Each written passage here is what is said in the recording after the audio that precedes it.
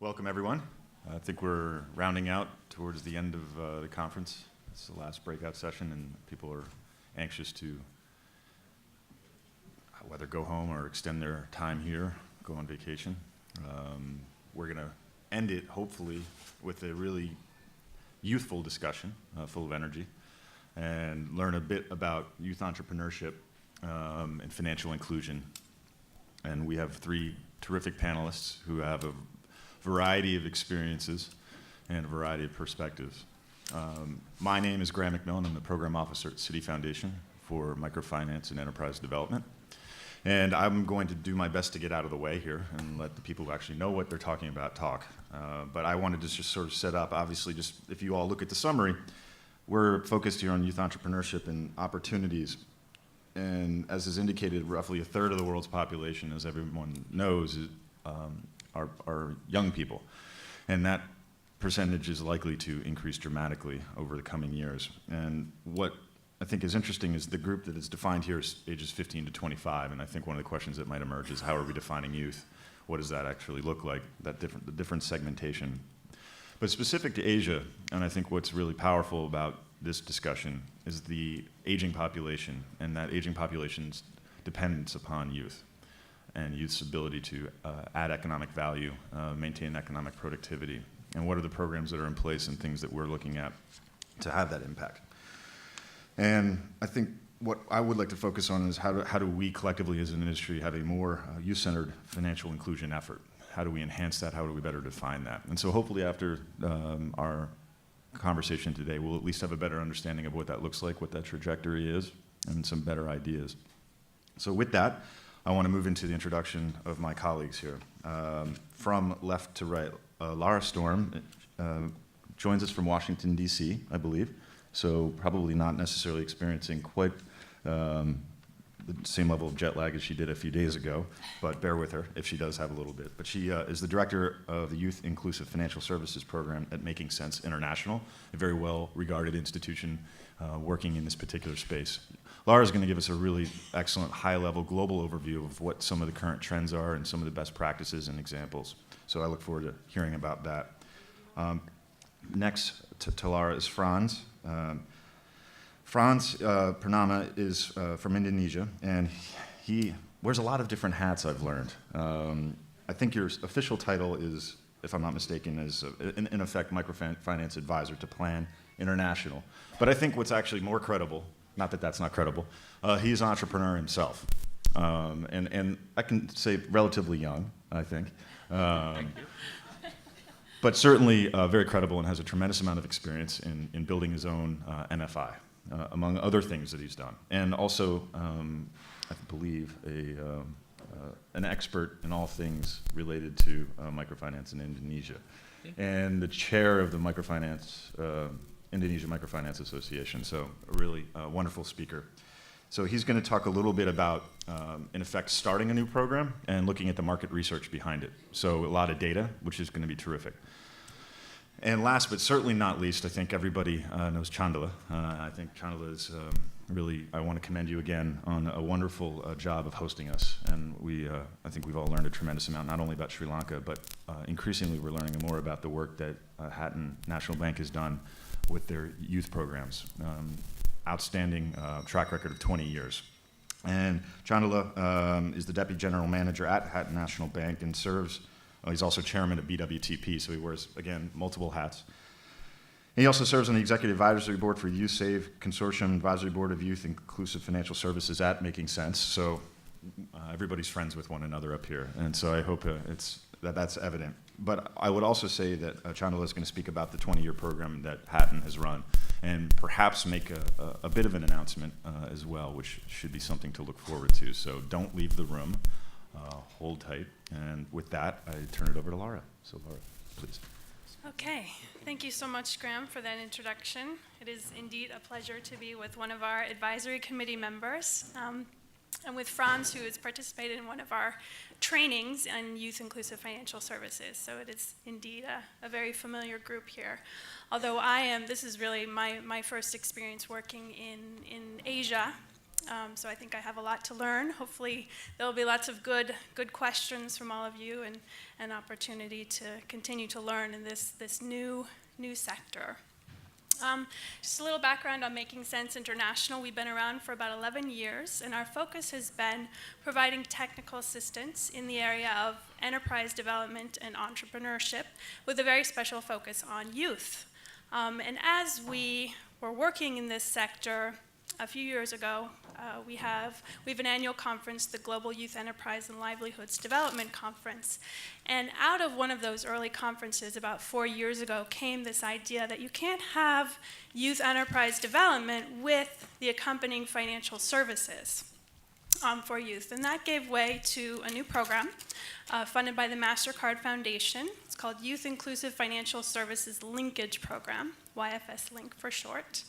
And our mandate is to really grow that body of knowledge and body of evidence in this sector, in the youth inclusive financial services sector, and to encourage experimentation, and to develop technical tools, training, and technical assistance specifically for institutions, financial institutions, who would like to develop tailored financial services for young people. So that's both on the savings and the credit side.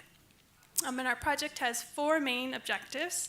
As I mentioned before, really understanding and consolidating the knowledge in this growing sector.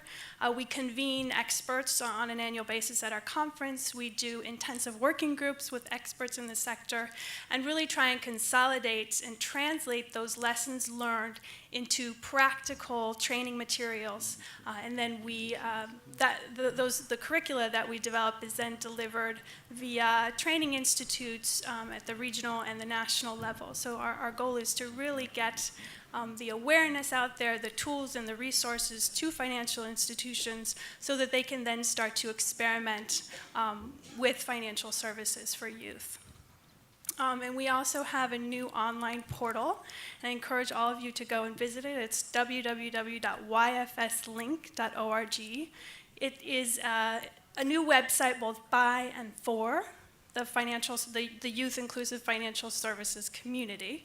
We have tools, we have resources, we have a map. If you, all of you out there in the audience, if you have a program that is specifically focused on youth and financial services, I encourage you to go and to become a member of the website, add yourself to the map, and really try and highlight some of the work the important work that you're doing in the sector.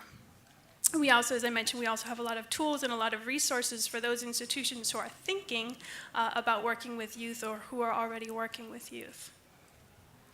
Graham already talked a little bit about the definition of youth, so I'll sort of skip to this bottom point, which is really, as we're talking about youth, this is a fairly broad age segment, and there are significant differences within that segment. So going back to some of the previous conversations, some of the other panels that people have been talking about, the importance of segmenting your market. So you have this age group, but it's really important to look at things like marital status, years of education, gender, and literacy level, to make sure that you're able to really narrowly define that segment that your institution would like to work with, and really develop the right products and services for that segment. All right, Making Sense has partnered with several institutions who are experimenting with youth, doing some market research, and what we found is, first of all, that by and large, young people are in some way economically active. This may mean helping out with the family business. It could mean working on the weekends or in between school hours to earn a little bit of extra money. And youth really do have, it could be small amounts, but they do have small amounts of money that they could start to save, for example. And as I mentioned earlier, when we're thinking about segmenting youth, we're really looking at those life transitions that young people will be experiencing anywhere from the ages of 12 to 24. So when you're moving from childhood to adolescence, adolescence to young adulthood, you're moving from elementary school to high school and perhaps higher education, getting married and perhaps starting a family as you get older. So there are really a lot of different life phases that youth are looking to be able to manage risks that accompany those different life phases. And so they're looking for financial services to help them manage those changes and confront those risks and to really plan for the future. And much like a traditional microfinance client, perhaps more of an adult microfinance, young people are looking for friendly services. They're looking for loan officers, or they're looking for bank tellers who are really able to communicate with them and really understand them, treat them with the respect that they deserve, but really sort of speak their own language. They're looking for convenience. A lot of young people, especially young girls, are not as mobile as some older clients. And so a lot of our partners are looking at ways to bring services to the young people. A lot of times it's partnering with schools, and Chandula will talk about that, and taking those services to the young people. And in Brak, in Bangladesh, for example, they've implemented a program where bank agents are actually doing door-to-door collection for specifically for young girls. And finally, what we found is that youth want to be informed. So they really do require information in terms of why they should be saving, where their savings are going, how they accumulate interest, and really want to feel educated and aware in terms of their financial services. And of course, clearly want those savings or the lending to be provided in a secure way. Just in terms of some of the benefits of engaging youth in financial services, as I mentioned before, young people are already economically active. They're earning money in some way, albeit small amounts, and so they're building assets. They're contributing to their household via some of these activities. What we found is that by involving youth in savings programs and developing positive habits like planning and goal setting and planning for the future, and building other forms of capital. So, for example, a group lending scheme can help build that social capital, or that social network that young people find so supportive as they manage some of the transitions in life. Last year, we did a survey. It's by no means statistically significant, but we did manage to get 161 respondents to our survey. It was a combination of financial service providers, youth-serving organizations, technical service providers, and we found some fairly surprising results. One question we asked was, what motivates you as an institution to provide youth-inclusive financial services to your clientele?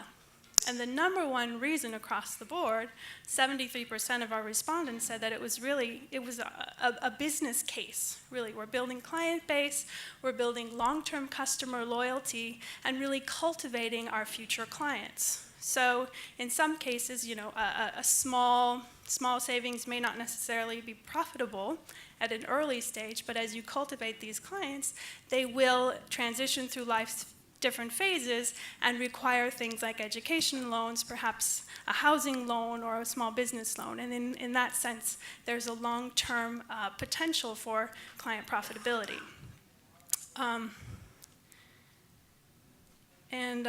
Moving on to another question that we asked, trying to understand what are some of the challenges in offering youth-inclusive financial services. The number one challenge that we found across the board was resistance of existing staff to serve young people. So it really had nothing to do with the actual segment. It had to do with staff prejudice. So I think a lot of people think that young people are not serious, they're not responsible, they're not economically active, but actually, what we found is the complete opposite. The young people are thinking about the future. They are concerned about their future. They want to go on to higher education. They want to grow their income and build a future for themselves and for their future families. And so this prejudice of staff is something that these institutions have had to address via training, via hiring looking for specific criteria in staff members as well. So it may not necessarily be your existing loan officers or your existing bank agents that are working with young people. There may be a need to hire a different profile, someone who who's able to communicate with young people. It doesn't necessarily have to be a young person themselves, but it has to be someone who knows how to communicate with those young people and really know how to respect them and get through to them. Another of the issues is some of the legal and regulatory barriers. A lot of microfinance institutions are not regulated and thus are not able to mobilize savings. So that is definitely a barrier, as we've found that savings is definitely a very good first step in getting young people introduced to financial services. Some have been able to work around that by partnering with financial institutions. And then another regulatory barrier is having these young people able to open an account on their own and manage those accounts on their own. A lot of times, different regulations, different countries will prohibit people under the age of 18 or under legal age from opening and managing their own bank accounts. So it's had to be through parents or through mentors that banks are starting to work more with young people. All right, and another one of, I'll go back very quickly, we found youth are a high-risk market. So you see 42% of our respondents said that youth are a high-risk market. This is a perceived challenge that these institutions are dealing with. And what we actually found is when you start comparing portfolio at risk of existing portfolios, so a lot of institutions out there are starting to lend at 18 years, so legal age 18 years and above. And when they started to look at that specific segment, say the 18 to 25 or the 18 to 30-year age range, what they found is that the portfolio at risk largely was the same. So there wasn't a whole lot of difference. 44% said that they had a similar portfolio at risk. 21% actually said that the portfolio at risk was lower for their younger clients, and only 15% that said that the portfolio at risk was higher. Okay, so how as a financial institution do you start thinking about delivering youth-inclusive financial services? I think a lot of institutions think of it as something very foreign, something very challenging, and something completely different than what you're already doing. And the truth is, you're probably already serving young people in some sense. If you're doing savings, you're doing child savings or kiddie savings, or if you're doing lending and starting with the 18-year segment, I think what's important is to look at what you're already doing. So if you're doing savings, look at those savings accounts. Are they dormant? Are the young people actually using them? Are they depositing? Are they actually saving? Or is it something that the bank simply offers because it's there and because it's easy? And on the lending side, one of the things we found is that a lot of institutions don't actually disaggregate their portfolio by age bracket. But when you do, it starts to tell you a lot more about how the young segment, how the 18 to 25 or the 18 to 30 year age bracket compares to your adult clients. So I encourage all of you institutions that have that capacity to look at the data, that have that data and be able to analyze it, and look at how does portfolio at risk compare, young people versus older clients. How do dropouts compare between young people and older clients? Business types, loan sizes, and I think a lot of that will start giving you a better idea of what you can do in enhancing those services for young people. And what we've found is that in all of these pilots and the experiments that we've seen, the differences in the actual financial product are actually quite small. They may be smaller minimum balances, they may be low fee or no fee accounts, they may be, if they're on the lending side, they may be smaller loan sizes for shorter periods of time. The differences are really seen more on the marketing side, on the delivery mechanisms, and in the package of financial and non-financial services that young people really seem to need. If you look at this photo here, these are some young girl savers, adolescent girls at Haas Bank in Mongolia, and they're holding up their bank cards. And if you notice one thing, everything is pink. So the market research that they did found that these young girls like the color pink. surprise, surprise. They found the same thing at Autopen Bank in Dominican Republic. I think across the board, those of us who have girl children tend to find that they like the color pink. It's not terribly